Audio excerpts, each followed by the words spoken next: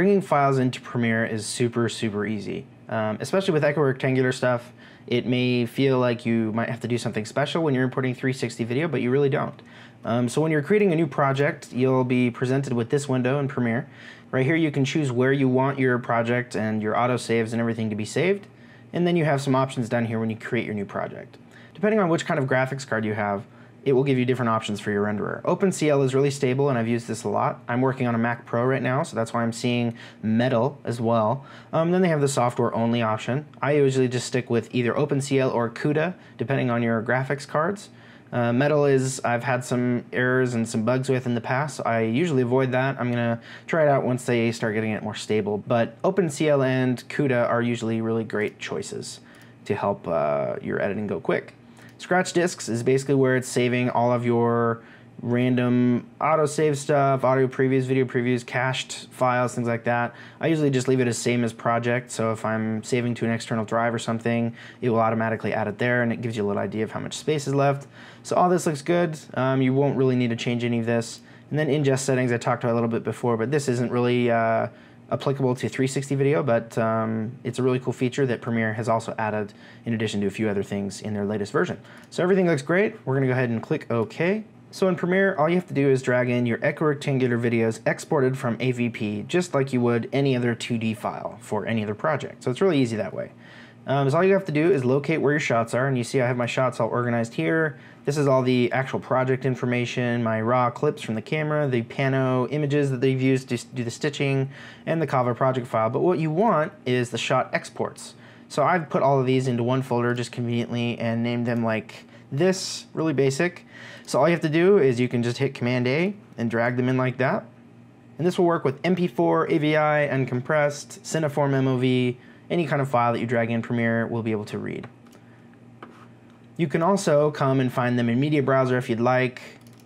Some people prefer doing it this way, and you can see all the shots are there as well. Before we want to move forward, I do want to reiterate that organization is absolutely essential. So, like I said, a good chef always sets up their workstation before working, and I believe the same goes for editors. So what we want to do is basically set up a really simple organization structure. And you can do this however you'd like, but I'll show you the way that I do it just so you can kind of see and get an idea for it. Usually what I do is I create a couple bins. And usually I'll call one 00 sequences. And I add 00 at the beginning so this always stays at the top of this alphabetically organized list. And then I'll create another bin and I'll call it 01 footage. And you can see that this is all of our footage right here. And again, you can name this like videos if you want, or clips, however you want to name it, that's fine. Just whatever makes sense to you. And then I'll also do like audio and maybe a GFX folder, something like that for graphics or logos or anything like that. And you can of course add more folders later on, or more bins later on if you get more types of media that you'd like to organize more granularly if you'd like. But for now, this is a pretty good start, and we'll just go ahead and go with this. So once you have your bins all set up and organized, we should start editing. You can double click and kind of see what your clip is here. That looks great. And I usually drag and drop this onto the new item button. And what that does, this new item button, just so you can see, allows you to create all sorts of stuff. Everything from transparent video to offline files, captions, sequences.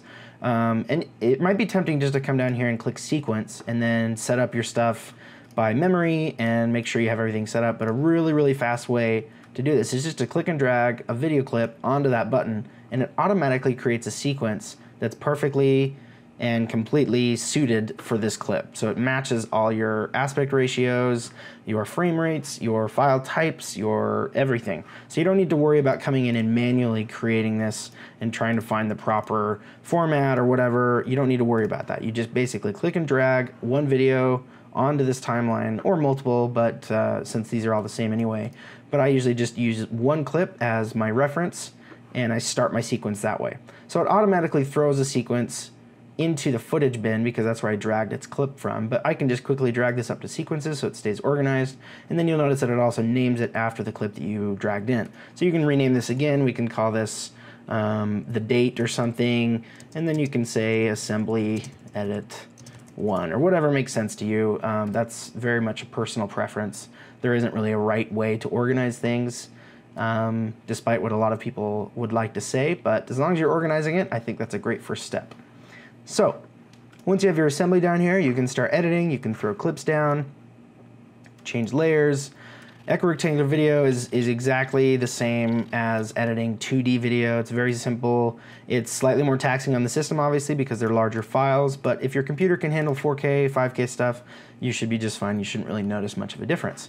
Then you can, of course, use your viewer here to look in 360 mode, and you can see that this is, again, kind of messed up. This is not the way we want it to look at. So we can come back into our wrench here, change our VR video settings to monoscopic, click OK, and then we're back to where we want to be. Looking good. Okay. So from here, like I say, you can continue editing.